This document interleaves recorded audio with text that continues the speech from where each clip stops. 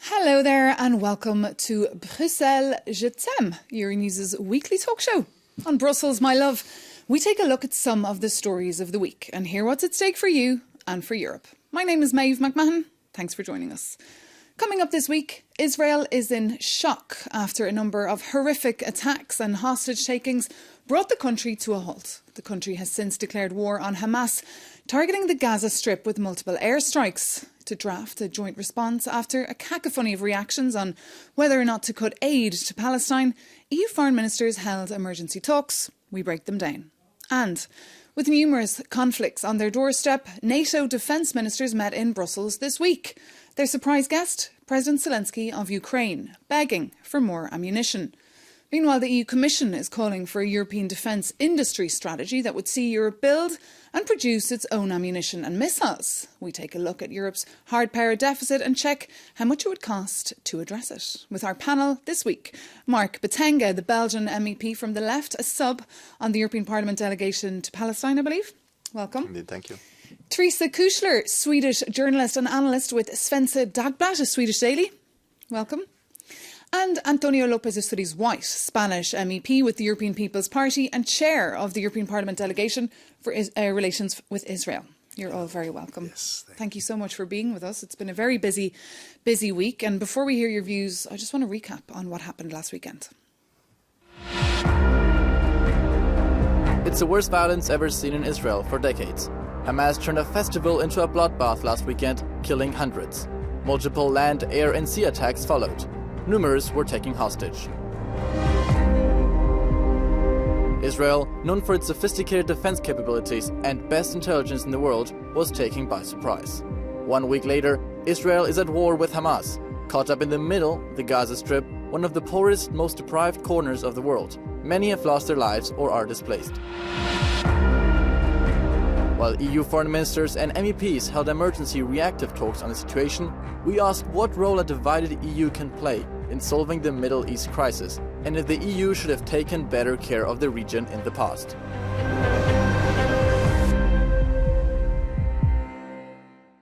Louise Alpert reporting there, and we can also pull up a map just to show our viewers where the eyes of the world have been on for the last week since those horrific attacks took place last weekend right near the Gaza Strip at the Nova Music Festival. But the question that we're posing ourselves over here in Brussels this week is, what role has the European Union here, if any?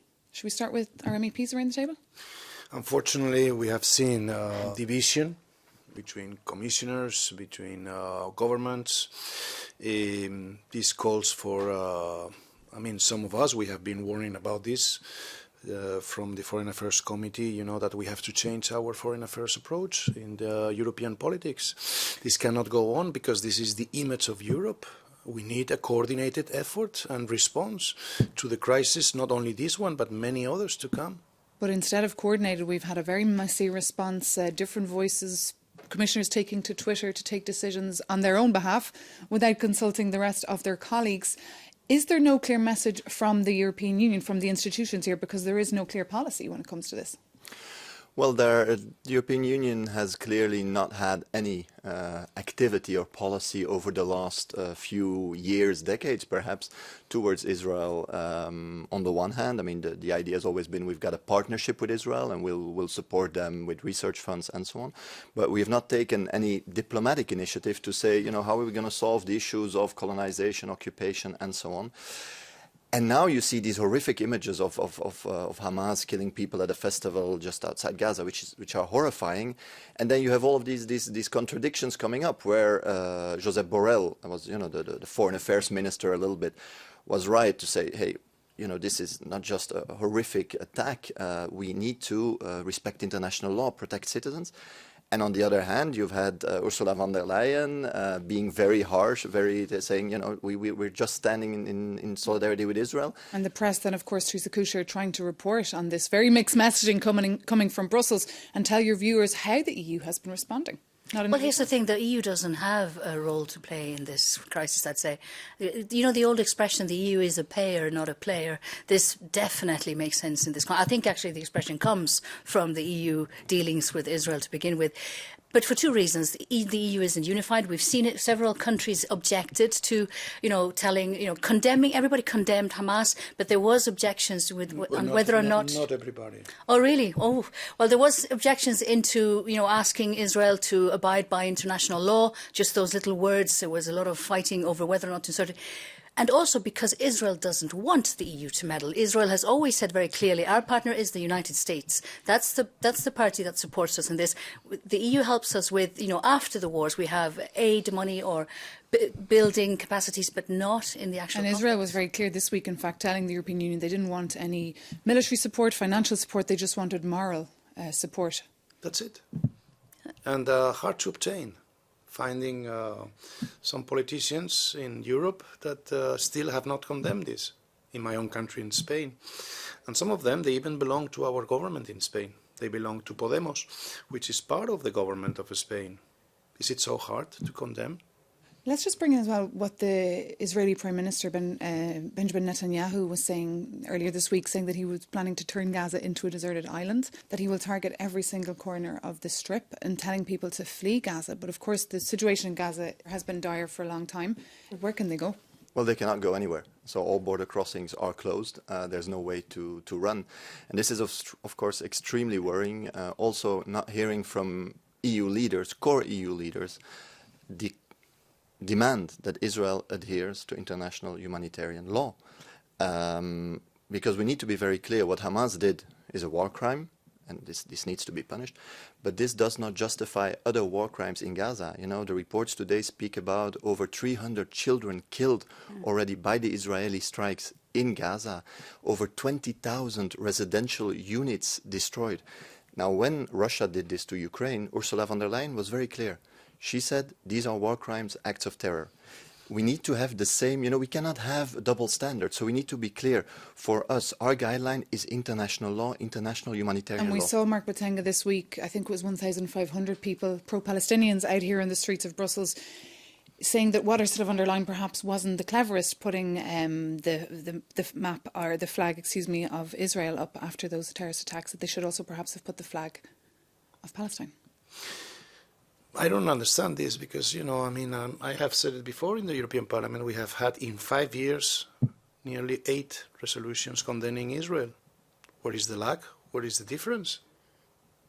And now we are asking for a resolution next week just to condemn the attacks by Hamas. We will see there who votes in favor and who votes against and who doesn't want to condemn Hamas, not the Palestinian people. Because we have to make a difference here. Hamas is like Hezbollah, are two armed terrorist organizations financed and controlled by Iran. This has nothing to do with the Palestinian people. They have been hijacking the Palestinian people and the Lebanese people for decades. It has been the playground, sorry to say, for Iran and its foreign policy. Iran was not happy. Why? Because there has been 3 years of stabilization. We were near of normalization relations between Israel, United Arab Emirates, Bahrain, Saudi Arabia was coming in. This was a moment of opportunity. Who didn't want this to change? The regime of the Ayatollahs of Iran. And that's how they act. And concerns. I have to say, though, because you say that there are several people, including in governments, that refuses now to condemn Hamas. So the joint response from the European Union is a condemnation of Hamas, and Hamas is also listed by the whole European Union as a terrorist group. So clearly there are individual politicians everywhere and groups, but just to make it clear, it is a full 27 I want condemnation. also individual cases, as well as they condemn, and there has been declarations whenever there were strikes by Israel, there were declarations, and many European governments have made so. I just want, in this occasion, this only occasion, for some kind of balance, for some kind of condemnation.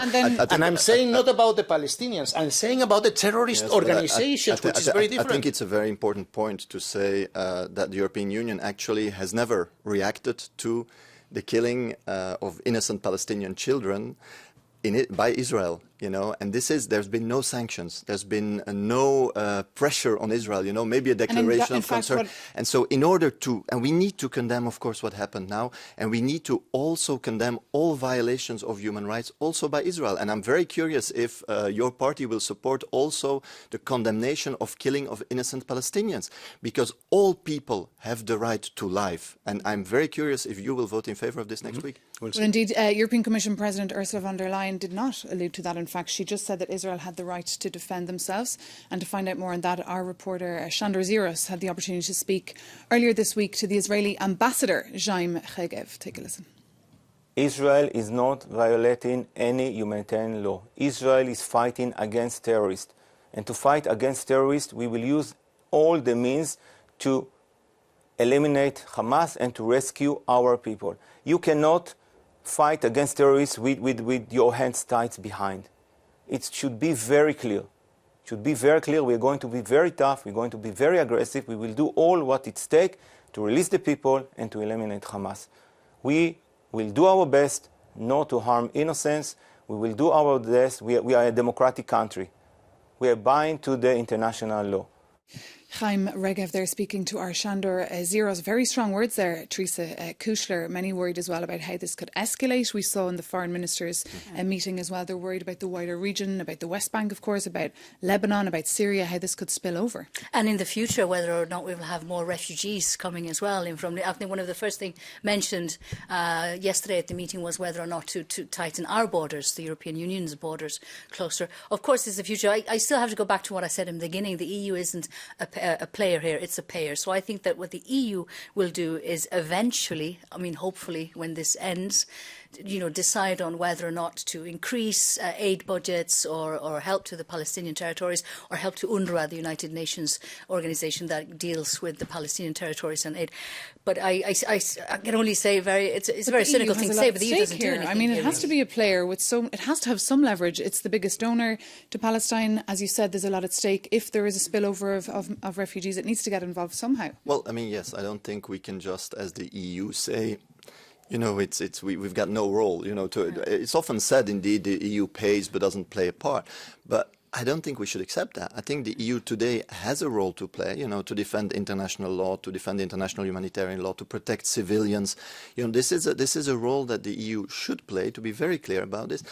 And the EU has, in other conflicts, played a diplomatic role, to bring either ceasefire negotiations whatsoever between the different partners, because the risk of this escalating into a full regional war is real concrete today. It's not some kind of... This week, members of the European Parliament got together to discuss the situation, but much to our disgust as journalists, it was behind closed doors, so we didn't actually hear what came out of that meeting. Can you tell us, because you were in the room? We have to keep for that, have to respect the rules of procedure in the European Parliament, this closed-door meeting. But what was the tone in there? We cannot comment. It was, most of the majority of members were very, show solidarity, with what happened during the weekend. Most, not all. But only two. But I'm not going to mention. This is closed doors.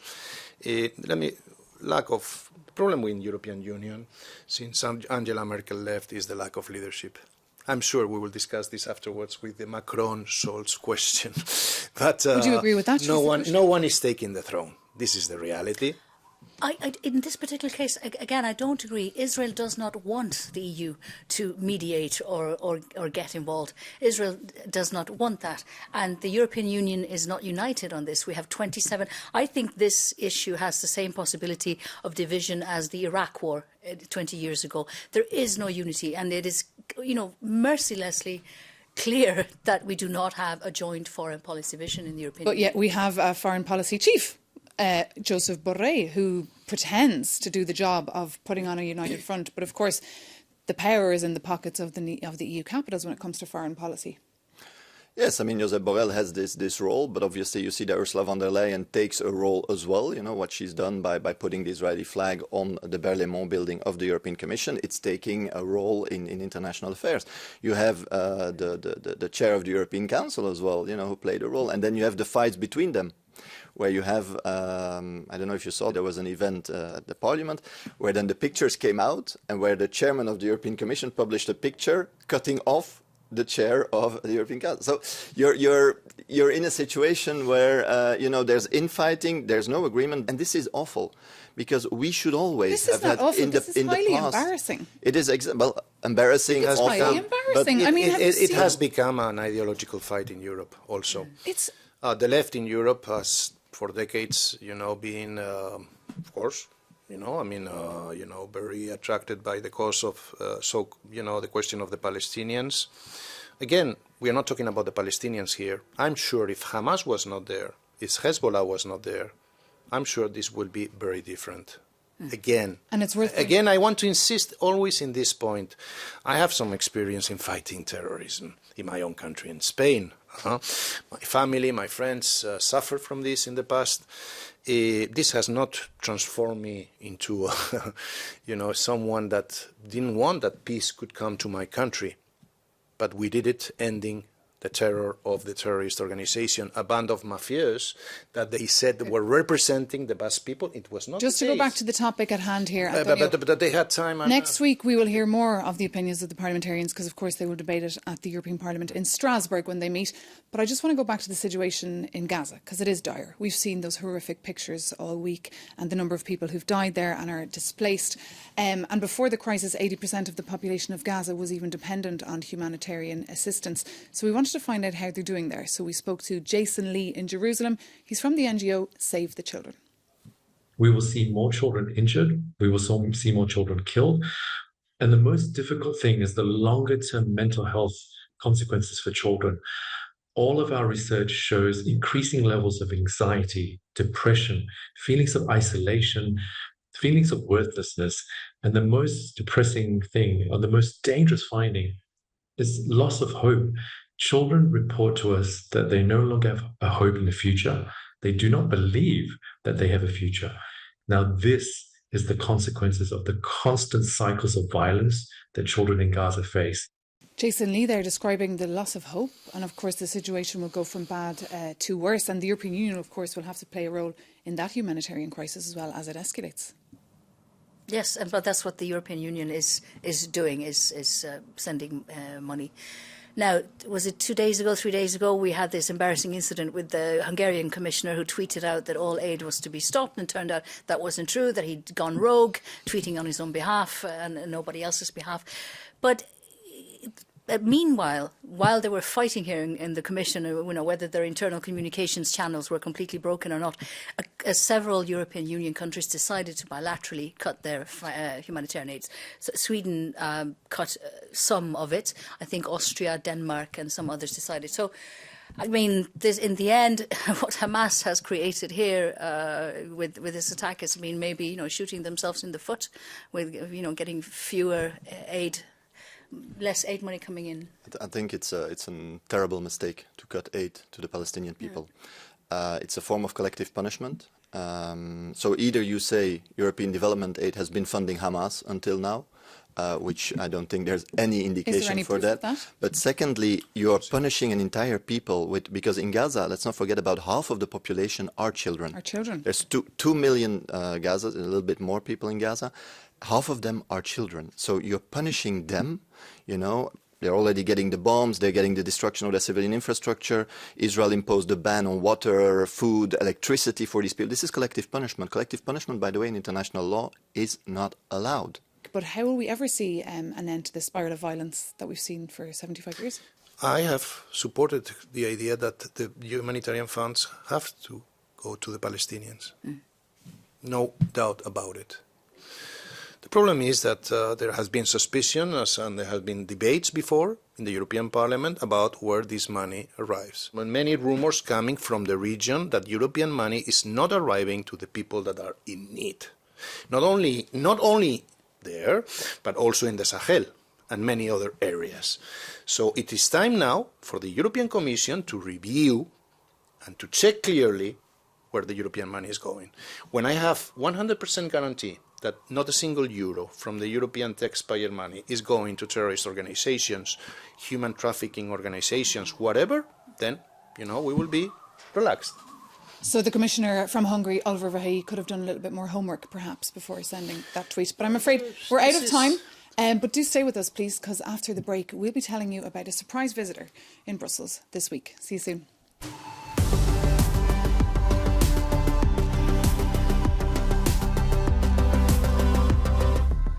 Welcome back to Brussels, my love, Euronews' weekly talk show. I'm Maeve McMahon, and along with my panel, we're taking a look back at the news of the week. Well, this week, NATO defence ministers got together and welcomed a special guest here, Ukraine's President Zelenskyy. He reminded the alliance to stay focused on supporting and arming Ukraine. But although the moral support is still there, European allies are running out of ammunition to give Ukraine, and serious conversations have started in this town about how to make Europe self-sufficient in this sector so that they can help arm Ukraine, but also arm themselves if ever invaded. So we've heard a lot from the European Commissioner Thierry Breton about this European industrial defence strategy. So I'd like to hear your thoughts on that. Antonio? I think it's a very good idea. It's about time. We have been in paradise here in the European Union for decades, living out of the American, support in defense, and now, unfortunately, we have to pay for it. Welcome to the world. We have some enemies around. May I recall maybe that Russia, and others are not, they don't like our democratic ways, and they want to interfere. It's not only about wars, it's also cybersecurity. There are many aspects here that Europe has to start to work on it. But this was kind of a taboo, wasn't it, a couple of years ago, talking about defence? Absolutely. Has the tone changed in the Parliament, especially for your political party? Well, it has changed in the Parliament, also because there's a reason why we were not doing defence expenditure. It's banned by the treaty. Article 41.2 says there should be no European money going to operations with military implications. Now, funding directly weapons productions, because it's very important to see what we're now doing with this industrial military program. We're funding research and development on the one hand. We already funded, of course, the acquisition of weapons, which is what states do or what the Commission is doing.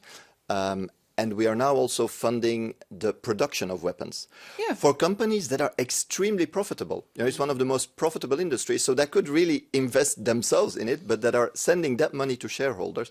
And at the same time, I think it's interesting, the Commission wants to come back with austerity for social services, public services for the people. So they're going to make this industrial program, this military program, pay by cutting public services. So who are we going to pay? Chinese enterprises, American enterprises, defense enterprises, or are we going to do our job? The European defense industry exists, is strong.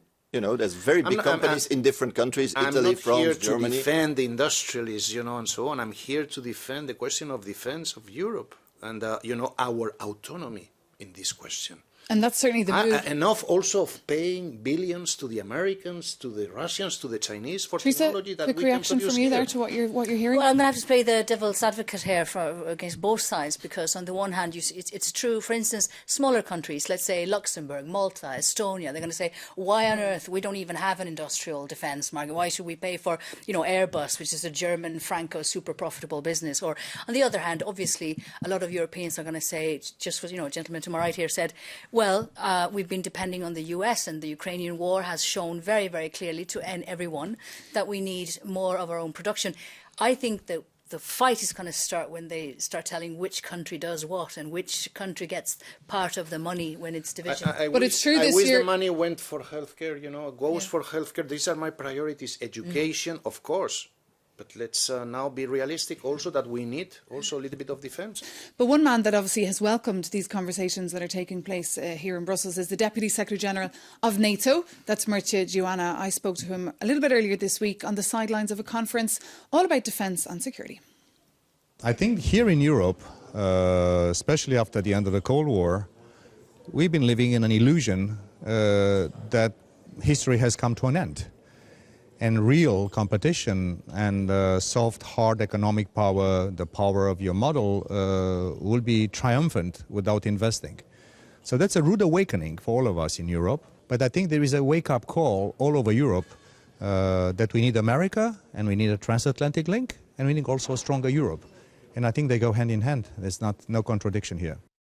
We've been hearing that a lot now, that it was a wake-up call, that full-scale invasion of Ukraine. But just to go back to what you said earlier, Mark Botenga, about the funding of arms here. I mean, we have this now ASAP. It's the Act in Support of Ammunition Production. There's a pot now on the table, an EU pot of 500 million euros that could potentially be used, so taxpayers' money that could be used for missiles and ammunition.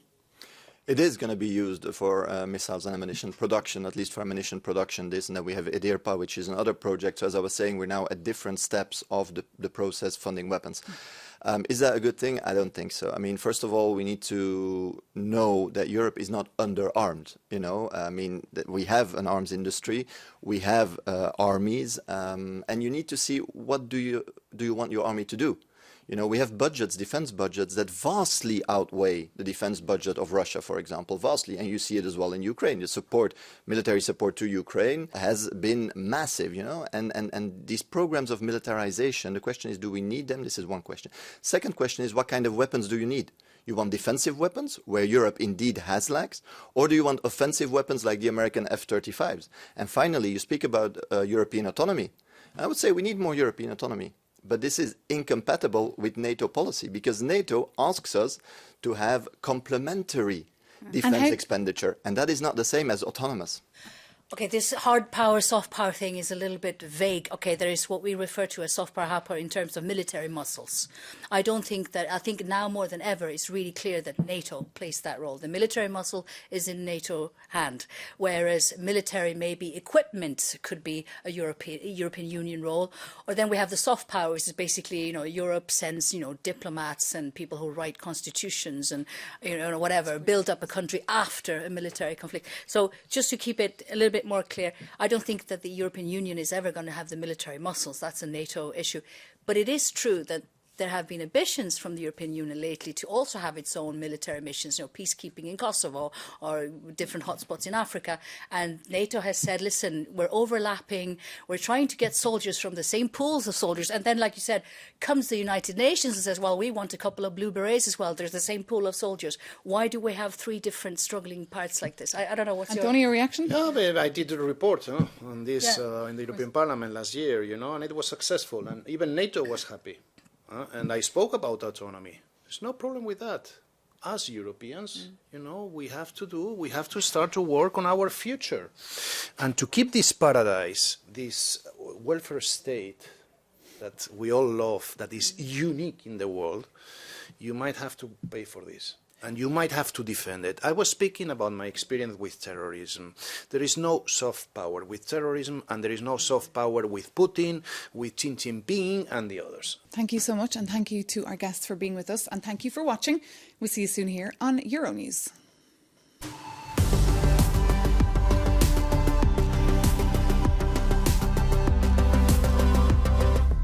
Welcome back to Brussels, my love, Euronews' weekly talk show. I'm Maeve McMahon, and along with Antonio Lopez Isturiz-White, Mark Botenga and Teresa Kuschler, we're taking a look at the news of the week. And one image that caught our eye was that of the French President Emmanuel Macron on a team-building trip to Hamburg in North Germany with the German Chancellor Olaf Scholz. Emmanuel Macron and his wife Brigitte were treated to fish sandwiches, a boat trip and a visit to Airbus. The French President Emmanuel Macron concluded then, if France and Germany cannot get along, Europe is at a standstill. So would anyone like to read behind those images there and tell us how you think that trip went? Because obviously we know they're not exactly besties. The President de la République prized with a fish sandwich, it's not the best, knowing how it works in the French culture, the presidency. But that's funny. I mean, that's the very German. The German always wants to be folksy. They want to go to the Oktoberfest and drink loads of beers and eat hot dogs. And I think but I think Macron is not, he knows that this is a German culture. I think he played along pretty well. I think it was some of the people in his entourage who couldn't hide their disgust of the sandwich. Well, the press, obviously, we love those kind of images, them tucking into their pickled fish and onions there. But again, behind those images, they disagree on a lot. But how important is it, Mark Botenga, that they meet? Well, it is obviously important. They're the two leaders of the two core. I mean, two of the core countries. You have other important countries, but obviously meeting, discussing is important. A good sandwich helps. I don't get why this would be a controversy for them to eat normal people's food. No. I mean, it's like you always would need like the big banquet in Versailles.